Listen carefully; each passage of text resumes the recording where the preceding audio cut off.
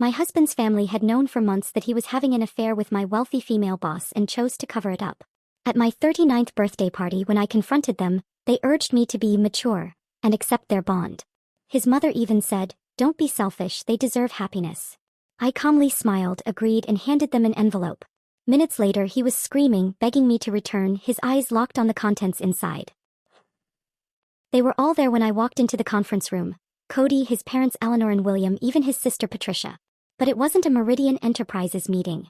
This was Anastasia Blackwood's private office, and my boss sat at the head of the table like she belonged with my husband's family. Eleanor spoke first. "Sierra, we wanted to talk to you about restructuring opportunities." I stood frozen in the doorway, watching my mother-in-law's lips move while my brain processed what I was actually seeing. Cody's hand resting on Anastasia's shoulder, his wedding ring catching the light from the floor-to-ceiling windows. "Restructuring," I heard myself say.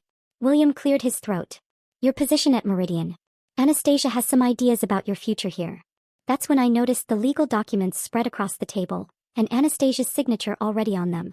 The meeting had been scheduled for 3 p.m. I remember because I'd been reviewing quarterly compliance reports when Anastasia's assistant called, saying it was urgent. No details, just that I needed to come to the executive floor immediately. The elevator ride up 32 floors had felt normal, routine even.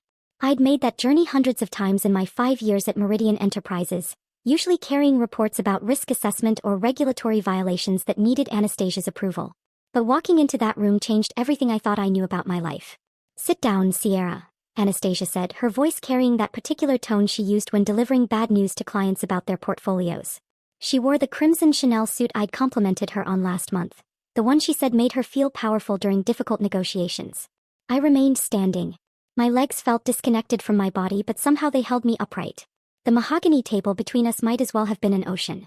Cody hadn't looked at me once since I'd entered.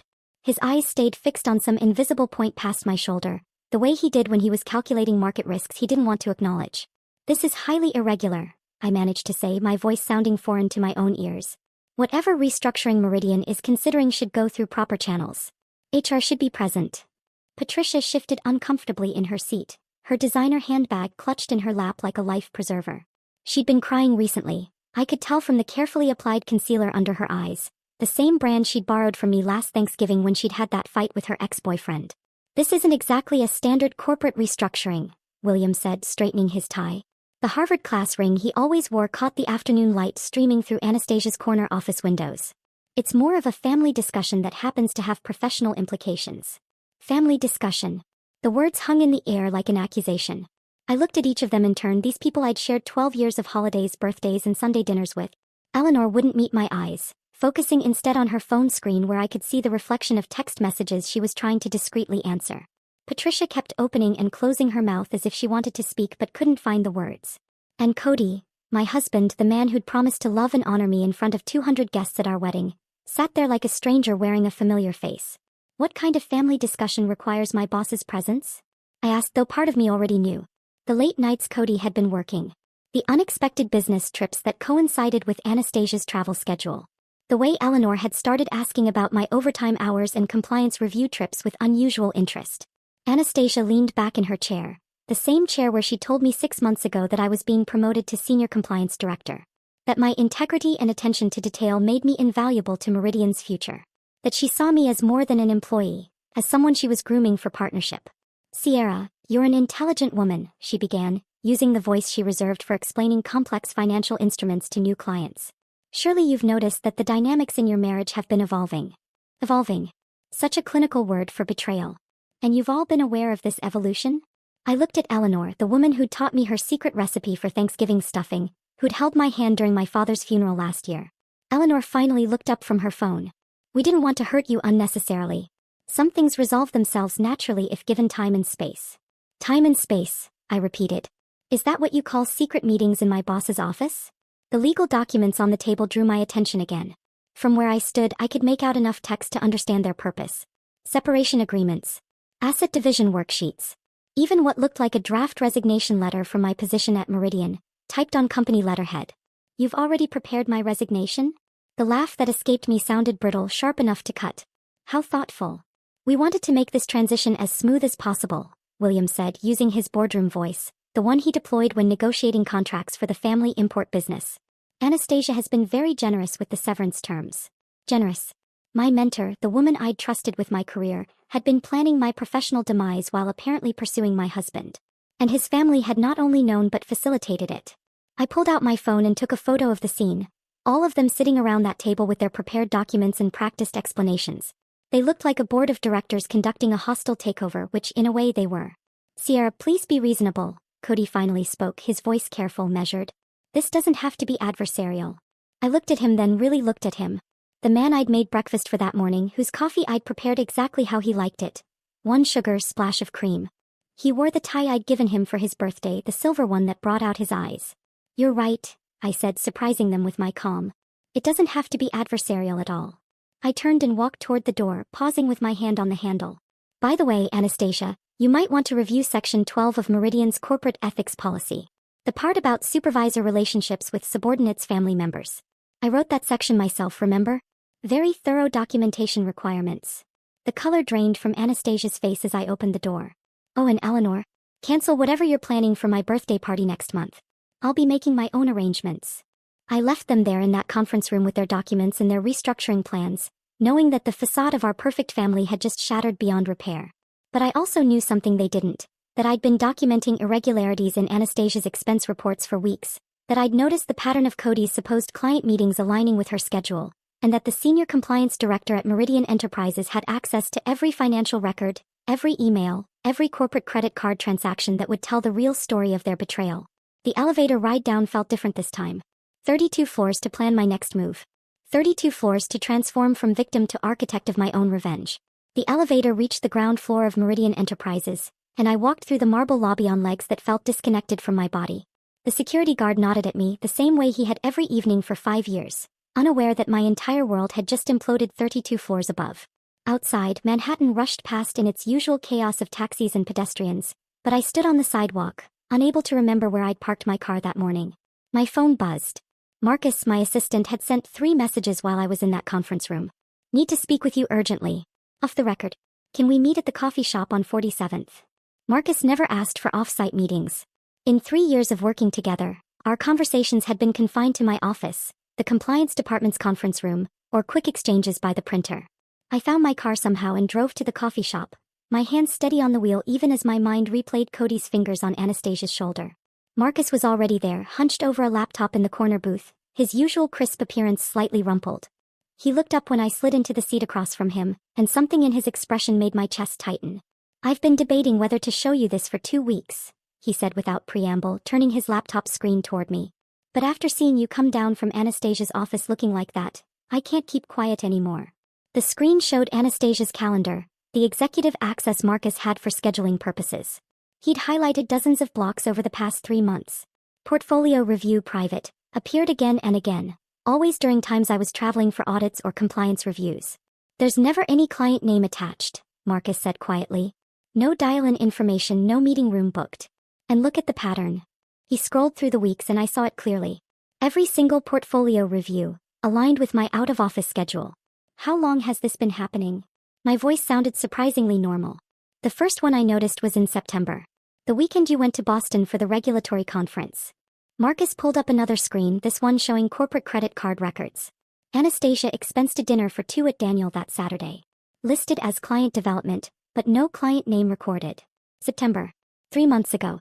The same time Cody had started locking his laptop, taking calls in his study with the door closed, showering before breakfast instead of after. There's more, Marcus said, his voice gentle but firm. Your husband's investment firms started getting referrals from Meridian around the same time. High-value clients that usually would go to our preferred partners. I stared at the screen, watching the evidence of my life's dissolution laid out in calendar entries and expense reports. Why are you showing me this, Marcus? You're taking a huge risk. He closed the laptop and met my eyes. Because you're the only executive at Meridian who's ever treated me like a human being instead of furniture. And because what they're doing isn't just wrong, it's illegal. Steering clients to benefit a personal relationship?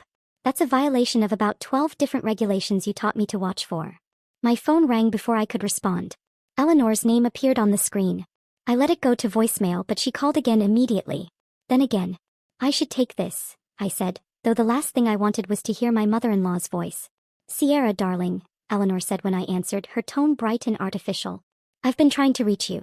Are you coming to dinner on Sunday? I need to know for the catering. Catering? Since when do you cater Sunday dinner? Oh, didn't Cody mention? We're having a few extra guests. Some potential business partners William wants to impress. She paused. You're not traveling this weekend, are you? I know you have that Miami conference coming up. The Miami conference wasn't for 2 weeks, and I hadn't told anyone except my team about it yet. How did you know about Miami, Eleanor? Oh, I must have heard Cody mention it. You know how proud he is of your career advancement. Speaking of which, are you working late tomorrow? I was thinking of dropping by the city. Thought we could have lunch if you're free. 3 calls in 1 week asking about my schedule. My mother-in-law, who usually communicated through Cody or holiday cards, suddenly desperate to know my every movement. I'll let you know about Sunday, I said and ended the call. Marcus was watching me with concern. You okay? My mother-in-law has called 3 times this week asking about my schedule. She's never done that before. I looked at the calendar entries again. Marcus, can you check if there were any family names on Anastasia's calendar during those blocked times? His fingers flew over the keyboard. I can't see meeting details, but... He pulled up the visitor log from building security. This is interesting. Cody Hawthorne signed in as Anastasia's guest 4 times in the past month. Always during your travel dates. 4 times. 4 times my husband had visited my boss while I was out of town, and no one had thought to mention it. Not Cody, not Anastasia, not even Patricia, who worked 2 floors down and must have seen him in the building. The charity gala was 2 weeks later. Meridian's annual fundraiser for childhood literacy, the one event where attendance was essentially mandatory for senior staff. Except that year I was in Philadelphia dealing with an emergency audit that had mysteriously become critical just 3 days before the event. You have to go, Sierra, Anastasia had insisted when the audit came up. You're the only one I trust to handle the Fitzgerald account properly. I'll make your excuses at the gala. I'd spent that entire weekend in a sterile Philadelphia hotel room, reviewing documents that could have waited another week, missing the gala where apparently my husband had served as my boss's date. The photos on the company Instagram told the story I hadn't been meant to see. Cody in his tuxedo standing next to Anastasia in a stunning gold gown, his hand on the small of her back as they posed with clients. The caption read, Meridian Enterprises appreciates the support of our extended family. Extended family. The phrase made me nauseous now. My colleague Bethany had mentioned it casually the following Monday. Your husband is so charming. He had everyone laughing at Anastasia's table. Such a natural networker. Anastasia's table. Not the general reception, not mingling with various groups, but seated at her table for the entire evening. An honor usually reserved for major clients or board members, not employees' spouses. The final piece of the puzzle came 3 weeks before my 39th birthday at Rachel's wedding. She was William's niece, a sweet girl who'd just finished her residency at Mount Sinai. The reception was at the Rainbow Room, all Manhattan skyline and champagne fountains. I was standing on the terrace enjoying a moment of quiet when James found me. Cody's younger brother had always been the weak link in the Hawthorne family armor, too sensitive for their strategic approach to relationships. He was swaying slightly, clutching a champagne flute like a lifeline. Sierra, he said, his voice thick with alcohol and something else. You're too good for all of this. For what they're doing. What who's doing, James? He looked around nervously, then leaned closer. The family. They've been handling things. Managing the situation. But you deserve to know that. James. Patricia appeared as if conjured, her smile sharp as glass. Mom's looking for you. Something about the toast. She grabbed his arm, but James resisted. She should know, Pat. It's been months. The whole family knows and we're all just pretending. James is overwhelmed, Patricia said to me, her fingers digging into her brother's arm. Wedding emotions and too much champagne. You know how he gets. She dragged him away before he could finish, but his words echoed in my mind. The whole family knows. The whole family knows. James's drunken words haunted me as I drove home from Rachel's wedding, the Manhattan skyline blurring through tears I refused to let fall. In my rearview mirror, I could still see the Rainbow Room's lights, where inside my husband's family continued celebrating, having successfully silenced another almost confession from their weakest link. That night I couldn't sleep. I sat at our kitchen table staring at my laptop, James's words mixing with Marcus's calendar evidence and Eleanor's suspicious phone calls. The pattern was there, begging to be seen, but I needed more than suspicion. I needed proof that would hold up not just in my heart, but in any court or boardroom where this might end. My college roommate Beth had survived her own corporate nightmare 2 years ago when her business partner embezzled funds while having an affair with her husband. She'd mentioned a forensic accountant who'd saved her from complete financial ruin. I found her text with the contact information. Linda Garrison, Discreet Financial Investigations. Linda answered on the second ring even though it was past midnight. Beth told me you might call, she said simply. Can you meet tomorrow? Bring every financial document you can access. Tax returns, bank statements, investment portfolios, corporate filings. Everything. We met at her office in Queens, a nondescript building that could have housed anything from a dental practice to an insurance agency. Linda was not what I expected, mid-50s, wearing jeans and a Columbia University sweatshirt, looking more like someone's favorite aunt than a financial detective who'd exposed multi-million-dollar frauds. "Tell me what you know," she said, pushing a cup of coffee across her desk. I laid it all out: the calendar patterns, the family's strange behavior, Cody's sudden interest in Meridian events, James's drunken confession. She took notes on a yellow legal pad, occasionally asking for clarification but mostly just listening. "And you have access to Meridian's financial systems?" she asked when I finished. "I'm Senior Compliance Director. I have access to everything except executive compensation details." Linda smiled for the first time. "That's more than enough. Here's what we're going to look for: unusual patterns in client referrals, contracts that don't follow standard approval processes, investment opportunities that should have gone through competitive bidding but didn't." He was right. Over the next 3 days, working after hours when the Meridian offices were empty, I pulled records that painted a devastating picture. 6 months ago, right around the time those mysterious calendar blocks started appearing, Anastasia had begun steering investment opportunities to smaller firms rather than our usual institutional partners. The firm receiving the lion's share of these opportunities? Hawthorne Global Investments, the family business Cody had joined 2 years ago. The numbers were staggering. Premium municipal bonds that should have gone to our top-tier clients, private equity opportunities with guaranteed returns, pre-IPO stock allocations that investment firms would kill for, all quietly directed to the Hawthorne's struggling import business that had mysteriously pivoted to investment management just as Anastasia and Cody grew closer.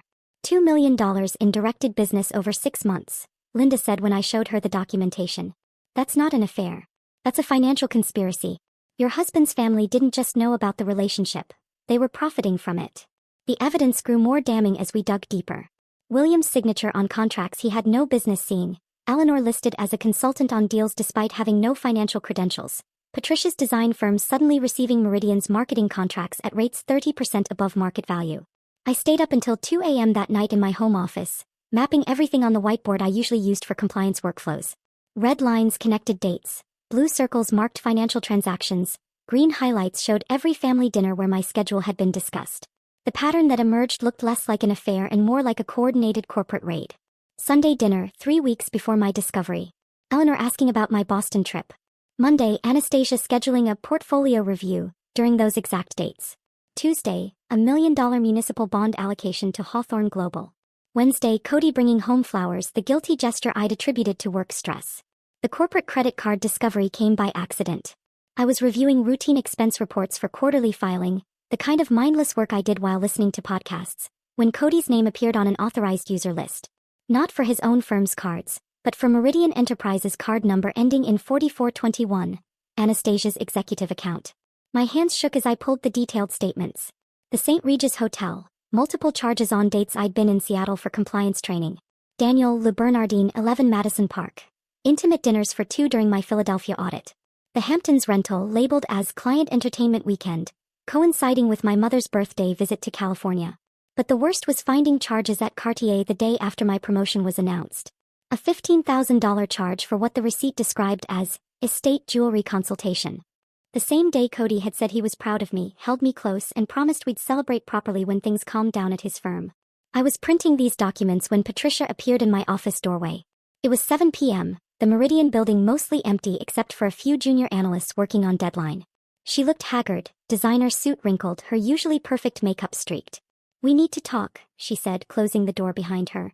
I kept printing, the mechanical sound filling the silence between us. Patricia sat in my guest chair, clutching her purse like armor. "I know you know," she said finally.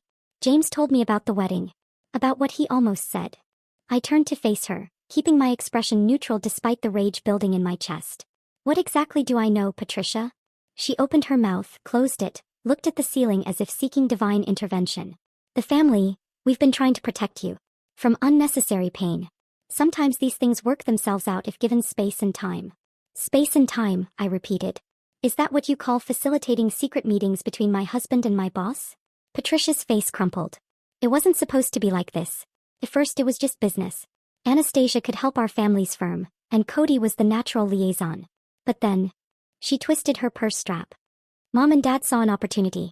They said if Cody was happy and the business was thriving, everyone would benefit eventually. Everyone except me. They said you were too focused on your career to notice. That you and Cody had grown apart naturally. That this was just evolution. The word made me sick.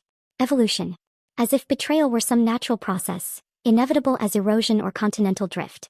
Patricia stood abruptly. I shouldn't have come. I just wanted you to know that not everyone agreed with it. James and we tried to tell them it was wrong. But the money, Sierra. The family business was failing. Dad was going to lose everything. She left before I could respond, her confession hanging in the air like smoke from a fire that had been burning for months while I slept peacefully in the same house, ate at the same table, loved the same people who were orchestrating my destruction. I stood in my empty office, Patricia's confession still echoing in the air. The family business was failing. They had traded my marriage for financial survival. The printer continued its mechanical rhythm, spitting out page after page of evidence that would either destroy them or destroy me. There was no middle ground left. That night I went home and cooked dinner as if nothing had changed. Cody sat across from me at our dining table, cutting his steak with the same precise movements he used for everything, unaware that I had started recording our conversations on my phone tucked beneath my napkin. How was your day? He asked, the question as empty as our marriage had become. Busy. The quarterly compliance reports are due soon. I watched him nod absently, scrolling through his phone. Eleanor called again today. She seems very interested in my schedule lately. His fingers paused for just a moment on the screen. She's probably planning something for your birthday. You know how she gets about family celebrations. Family celebrations. I wanted to laugh at the irony, but instead I said, she asked specifically about the Miami conference. I haven't told her about it yet. Maybe I mentioned it, he said, still not looking up. Can you pass the salt?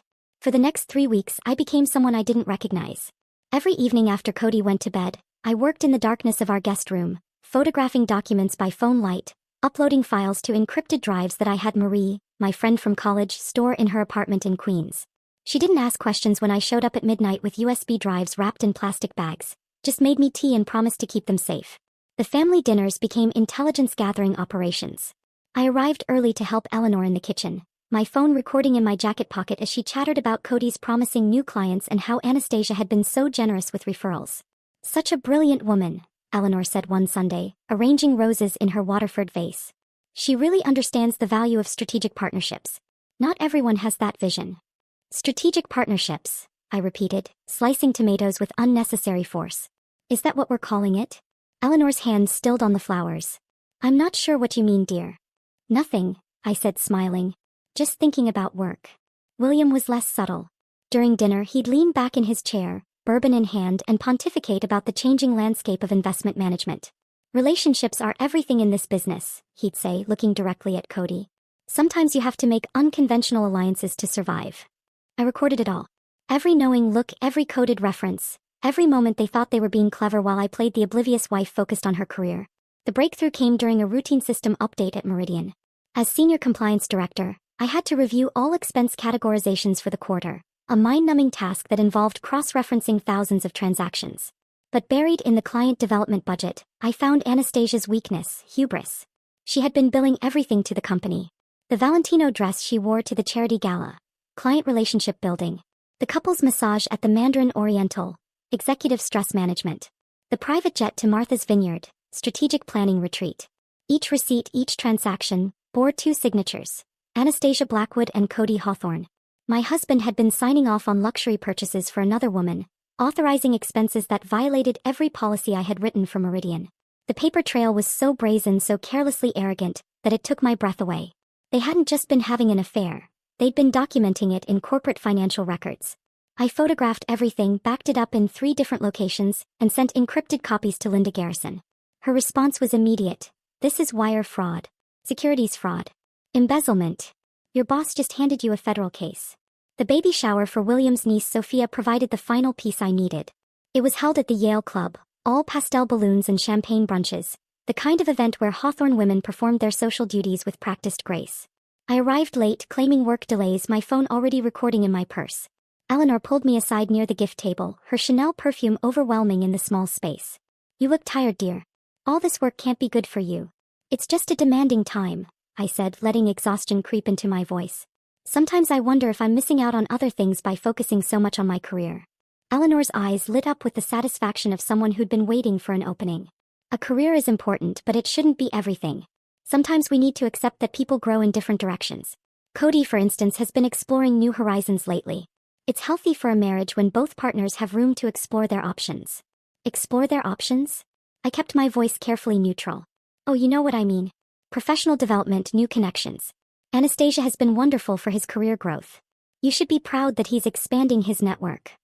And you think I should focus on my career while Cody explores? Exactly.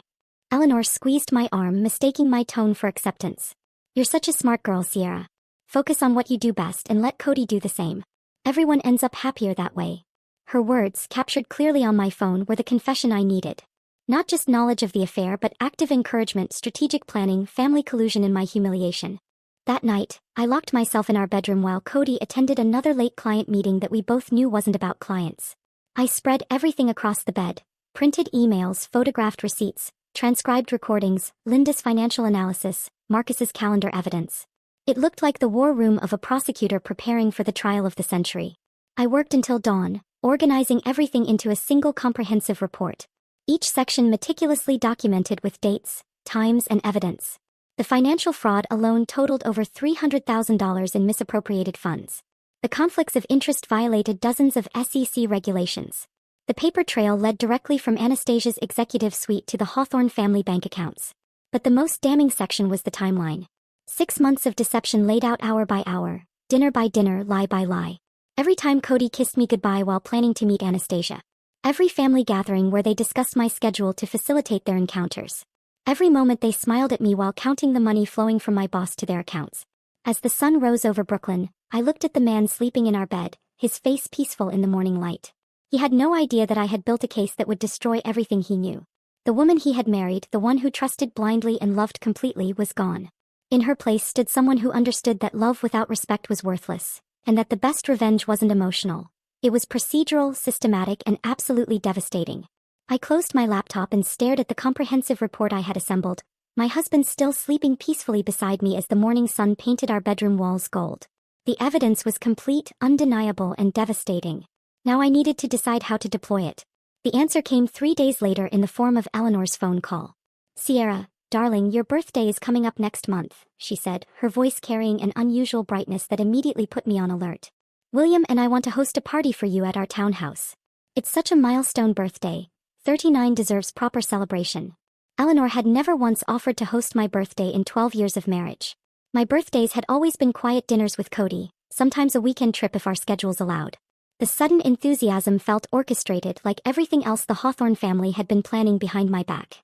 "That's very generous, Eleanor, but—" "I insist," she interrupted, her tone shifting from suggestion to command. "I've already started making arrangements. Saturday the 15th, cocktails at 7, dinner at 8. I thought we'd keep it intimate, family and close friends." "Who did you have in mind for the guest list?" There was a pause, the kind that preceded carefully rehearsed words. "Well, family, of course. Some of William's business associates. And I thought it would be appropriate to invite Anastasia Blackwood, given your professional relationship. It would be a nice gesture, don't you think? Show that there are no boundaries between work and family life." No boundaries. The phrase hung between us like a confession she didn't realize she'd made. I gripped my phone tighter, forcing my voice to remain steady. "Of course. Anastasia should definitely be there." "Wonderful. I'll handle everything. You just show up looking beautiful."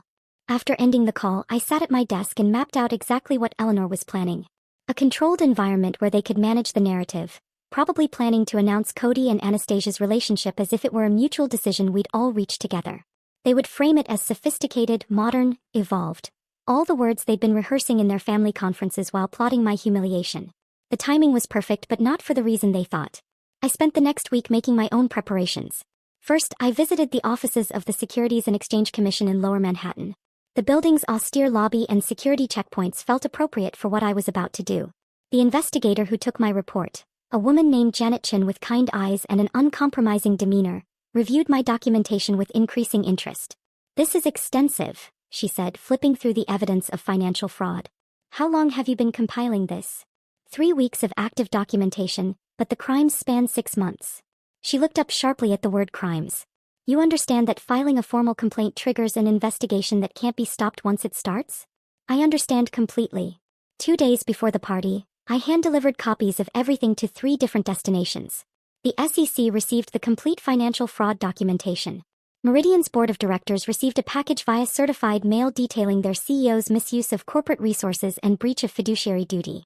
The state attorney general's office received evidence of the broader conspiracy involving contract manipulation and commercial bribery. Each package was timed to arrive Monday morning, 48 hours after my birthday party. I wanted the Hawthorns to enjoy their last weekend of thinking they'd won before their world imploded with the force of federal investigation. The envelope I prepared for the party itself was a masterpiece of condensed destruction.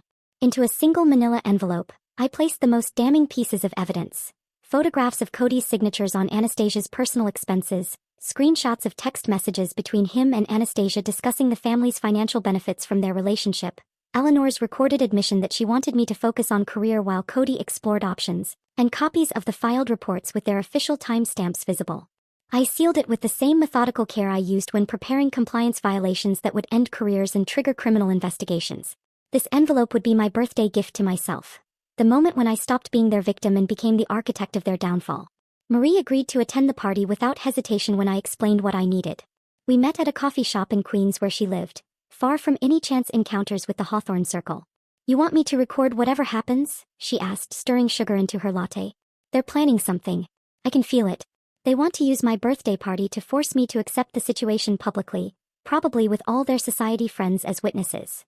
Marie's expression hardened. She had been there for my wedding, had seen me build my life with Cody, had watched me try to balance my career with being the perfect Hawthorne wife. Where should I position myself? Eleanor always makes speeches from the fireplace in their living room. If you can get a clear angle from near the bar, you'll capture everything. Use your phone, but be discreet. I want documentation of whatever they've planned, and I want multiple angles of their reactions when I give them my response.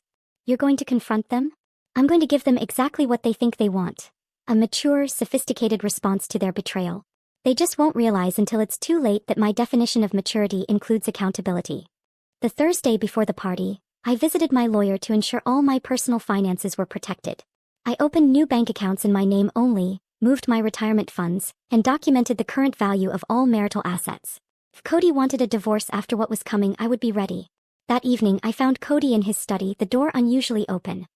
He looked up when I entered, something flickering across his face. Guilt perhaps, or anticipation of the elaborate charade his family had planned for Saturday. "Your mother called about the party," I said, leaning against the doorframe. "It's very thoughtful of her to host. She wants to do something special for you," he replied, his voice carefully neutral. "You only turned 39 once." "True. And she mentioned Anastasia will be there." Cody's fingers stilled on his keyboard. "Is that a problem?" "Why would it be a problem? He's my boss. We work together every day." He studied my face, searching for something. Suspicion, anger, knowledge. But I'd learned to wear the same mask they'd all been wearing for months. The one that said everything was fine while kingdoms burned behind our eyes. "You're right," he said finally. "It's good to maintain those relationships." Relationships. Everything in the Hawthorne world came down to relationships, connections, networks. They had built their entire conspiracy on the assumption that relationships mattered more than truth, that connections trumped integrity, that networks could survive any revelation if properly managed. Saturday would teach them otherwise. Saturday would show them that some betrayals couldn't be managed, negotiated, or restructured. Some betrayals demanded the kind of justice that came with federal investigations and public disgrace. Saturday arrived with the kind of crisp March weather that made Manhattan look like a movie set. I stood in front of my bedroom mirror, adjusting the black cocktail dress I'd chosen specifically for this evening. Elegant enough for Eleanor's standards, dark enough for a funeral, which in a way this was. The death of illusions, of family bonds, of the life we'd all pretended to live. Cody emerged from the bathroom, his cologne filling the room with the same scent he'd worn to our wedding. "You look beautiful," he said, meeting my eyes in the mirror. For a moment, something flickered across his face. Regret, perhaps, or maybe just anticipation of the performance his family had orchestrated. "Thank you," I replied, slipping the manila envelope into my purse. "Your mother will appreciate that we're making an effort." The drive to the townhouse felt longer than usual. Cody kept checking his phone at red lights, his thumb moving across the screen in quick, nervous gestures. I watched the city pass by, counting the minutes until everything would change. Eleanor had outdone herself with the decorations. The townhouse glowed with soft lighting, fresh flowers on every surface, and enough champagne to float a small yacht. Guests were already arriving when we walked in. William's business associates, Eleanor's book club friends, a handful of my colleagues from Meridian who looked slightly uncomfortable in the opulent setting. "Sierra, darling." Eleanor swept toward me in a cloud of Chanel No. 5 and air kisses. "Happy birthday. You look absolutely stunning." Behind her, I saw Anastasia near the bar, wearing a red dress that probably cost more than most people's monthly rent. She raised her champagne glass to me in a mock toast, her smile sharp as winter wind. Marie had already positioned herself exactly where we'd discussed, phone discreetly ready, her expression neutral as she chatted with one of William's golf buddies about market volatility. The party unfolded like a carefully choreographed dance. Appetizers were passed, champagne was poured, and conversations flowed around safe topics. Real estate prices, vacation plans, the usual Manhattan social currency. But I could feel the undercurrent of anticipation, the way Eleanor kept checking her watch, how William and Patricia exchanged meaningful glances across the room. At exactly 8:30, Eleanor clinked her glass with a silver spoon, calling for attention. "Everyone please, a toast to our dear Sierra on her 39th birthday." The crowd gathered, glasses raised, as Eleanor delivered a speech that sounded heartfelt to anyone who didn't know better. She spoke about family, about growth, about embracing change in new chapters. Every word was loaded with double meaning, a message wrapped in birthday wishes.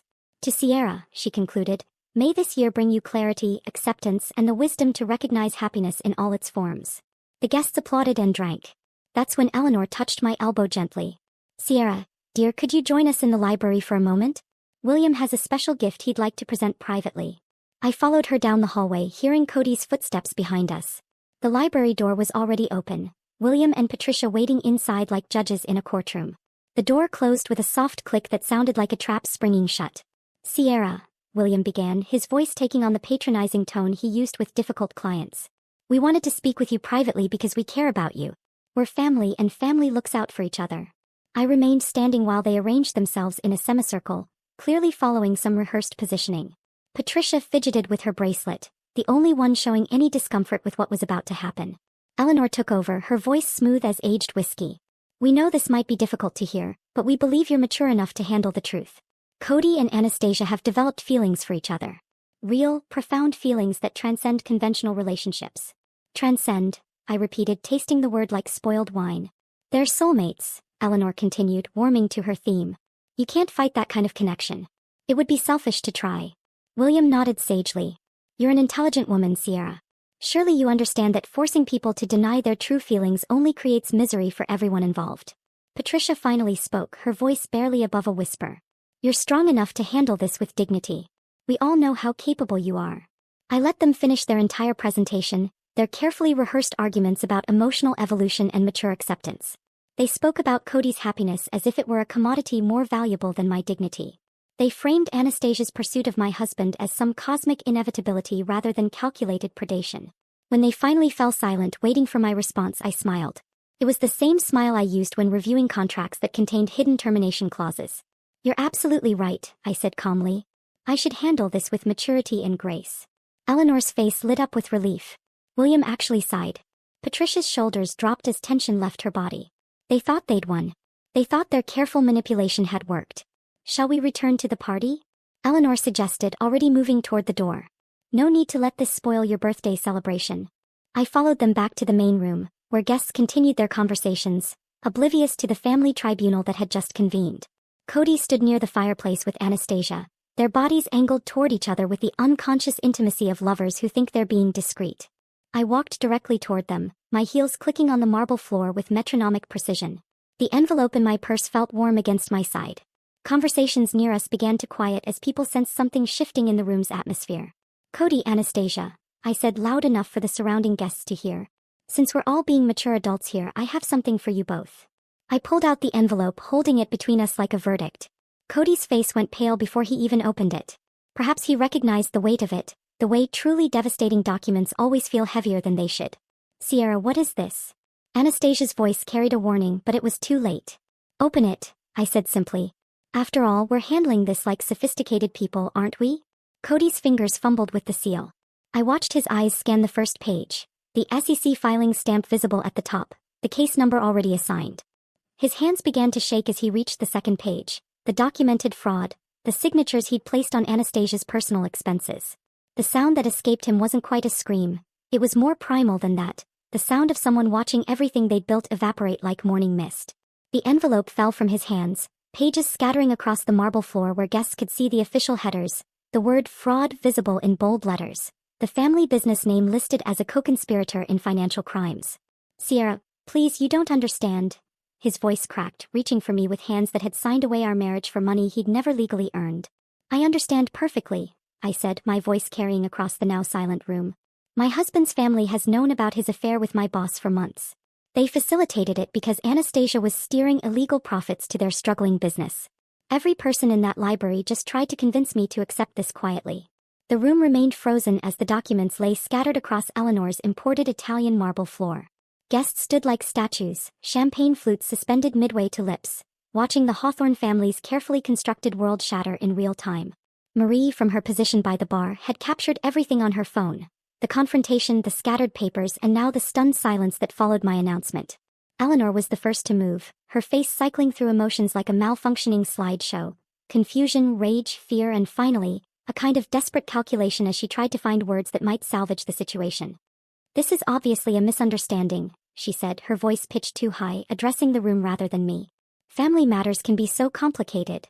"Federal fraud investigations aren't family matters," I said, bending to pick up one of the pages. "This is a copy of the complaint filed with the SC. Monday morning, investigators will begin reviewing how Anastasia Blackwood used Meridian Enterprises' resources to enrich the Hawthorne family business through illegal contracts and kickbacks." Anastasia stood perfectly still, her red dress now looking like a warning flag. Her eyes met mine across the room, and I saw the exact moment she understood the scope of what I'd done. Her phone buzzed once, twice, 3 times, probably her lawyer already alerting her to the freeze orders that would hit her accounts within hours. The guests began to leave, murmuring excuses about early mornings and forgotten commitments. Nobody wanted to be associated with scandal of this magnitude. William's golf buddies avoided eye contact as they shuffled past. Eleanor's book club friends whispered among themselves, already composing the gossip they'd spread through the Upper East Side by Sunday brunch. By Monday afternoon, the dominoes were falling with breathtaking speed. I sat in my home office, watching the destruction unfold through emails, news alerts, and phone calls I didn't answer. Meridian's board convened an emergency meeting at 7 a.m. By noon, Anastasia was suspended pending investigation, her company access revoked, her office sealed. The FBI had arrived at 10 a.m. with boxes and hard drives, beginning the forensic accounting that would unravel years of carefully hidden fraud. Marcus sent me a single text: "She's gone. Federal agents are here. Board wants to see you tomorrow at 9 a.m. The Hawthorne family business hemorrhaged clients like a severed artery. 3 major contracts were terminated within 24 hours as partners scrambled to distance themselves from the scandal. William's phone rang constantly. I could hear it from the street when I drove past their townhouse, but nobody was calling with good news. Tuesday evening, Cody came home to pack. I heard his key in the lock and stayed in the kitchen, giving him space to gather his things. But he found me anyway, standing in our bedroom doorway with red-rimmed eyes and 3 days of stubble. "Can we talk?" His voice was hoarse, broken. I turned from the window where I'd been watching Brooklyn wake up from another sleepless night. "There's nothing to discuss. Your lawyer can contact mine." He stepped into the room and suddenly the space felt too small. "Sierra, please. Just let me explain." "Explain what?" "How you signed off on Anastasia's personal expenses. How your family orchestrated this whole thing. How you all sat around planning my humiliation while eating dinners I cooked." He dropped to his knees beside our bed. The bed where we'd spent 12 years together, where we talked about children we'd never have, where I'd held him after his grandmother's funeral. "I never meant for it to go this far," he sobbed, his body shaking. "It started as business. Dad's company was failing. Anastasia offered to help and then it became something else. It became fraud. It became conspiracy. It became betrayal on a scale I couldn't have imagined. My family pushed me toward her. They said it was for everyone's benefit, that you were too focused on your career to notice or care. They made it seem like I was doing the right thing for everyone." His words might have moved me 6 months ago, back when I still believed in the man I'd married. Now they sounded like what they were: desperate attempts to shift blame, to minimize accountability, to transform himself from perpetrator to victim. "Your family didn't forge your signature on those documents," I said quietly. "They didn't force you to meet Anastasia at the St. Regis while I was traveling. You made those choices." "I still love you," he whispered, reaching for my hand. I stepped back. "No, you don't. You love the life I provided. The stability, the respectability, the cover for your family's schemes. But love doesn't conspire. Love doesn't deceive. Love doesn't treat someone's dignity as acceptable collateral damage." Wednesday brought the divorce papers.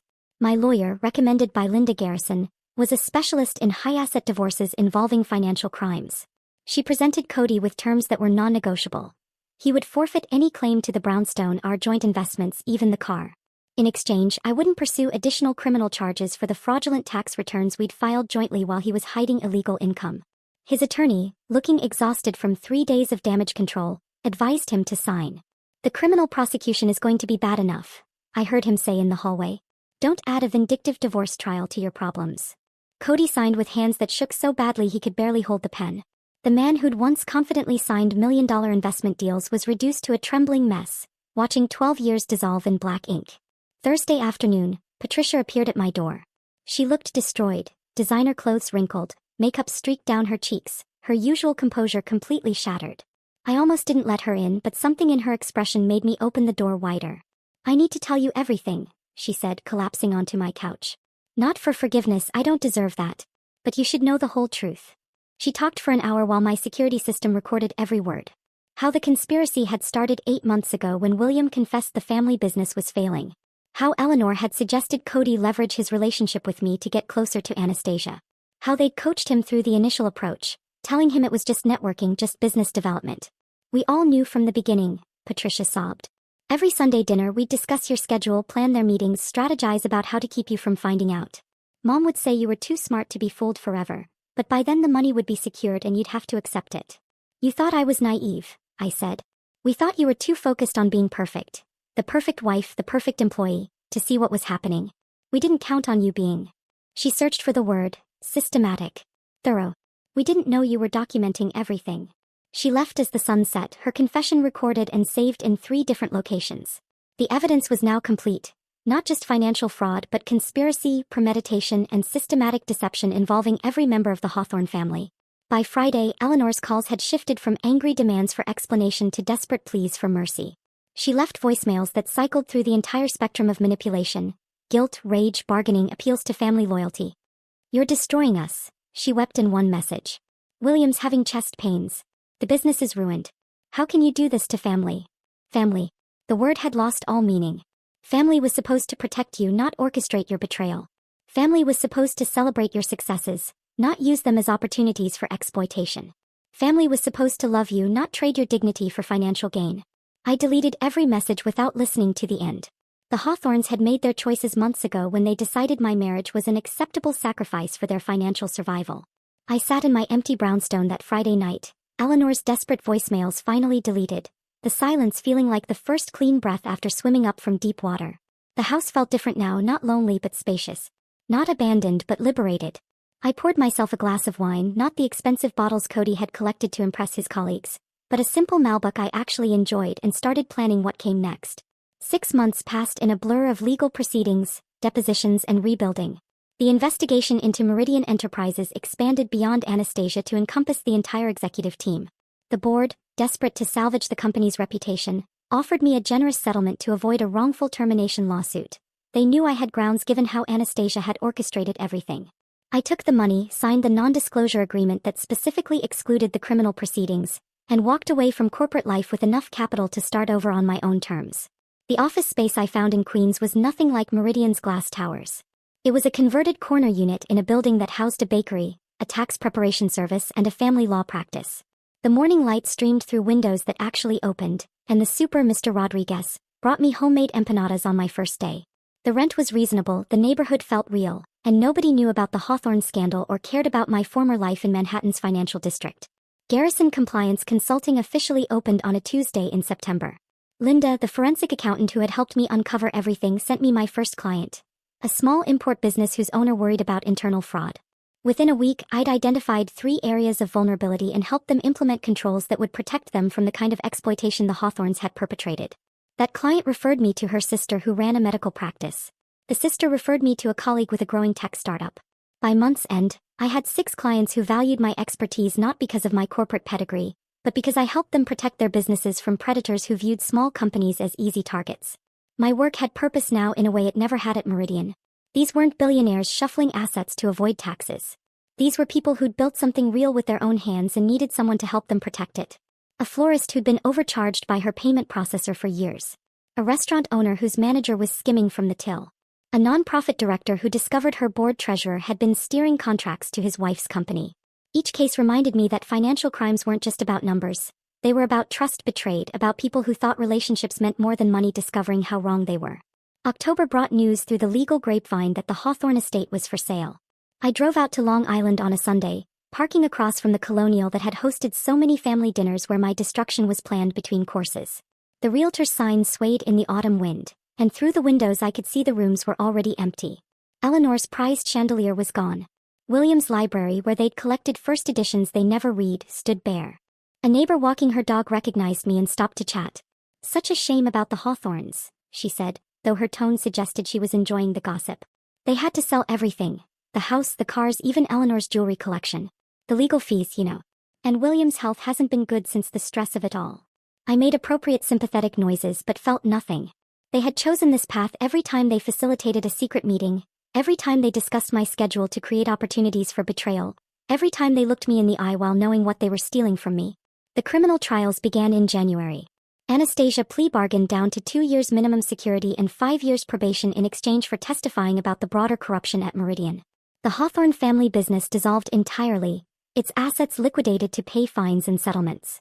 Cody avoided prison, barely, but received 3 years probation and was permanently barred from working in financial services. His mugshot appeared in the business section of the Times, his face gaunt and hollow, nothing like the confident man who'd once stood beside me at our wedding. William suffered a mild heart attack during the proceedings and required constant care that depleted whatever savings they'd hidden from investigators. Eleanor, who'd spent decades cultivating her position in society, found herself uninvited from charity boards and social clubs.